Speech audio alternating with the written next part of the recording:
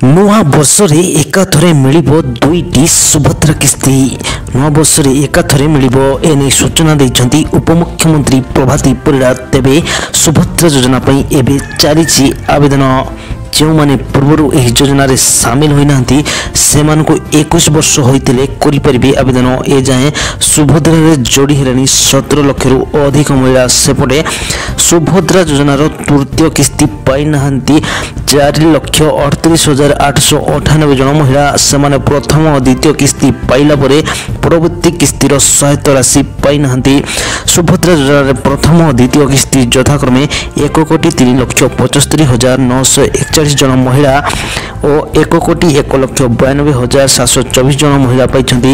ସୁଭଦ୍ରା ଯୋଜନାରେ ସାମିଲ ହେବା ପାଇଁ ନୂତନ ଭାବେ 2,27,410 ଜଣ ମହିଳା ଆବେଦନ କରିଛନ୍ତି। ଯେଉଁମାନେ ଭଦ୍ରା ହିତାଧିକାରୀ ସମସ୍ତ ଯୋଗ୍ୟତା ମାନଦଣ୍ଡକୁ ପୂରଣ କରିବେ ସେହି ଛାତ୍ରୀମାନେ ସୁଭଦ୍ରା ଯୋଜନାର ଲାଭ ଉଠାଇ ପାରିବେ। ଗୃହରେ ଉପମୁଖ୍ୟମନ୍ତ୍ରୀ ପ୍ରଭାତୀ ପରିଡ଼ା ଲିଖିତ ଭାବରେ ଉତ୍ତର ରଖିଛନ୍ତି।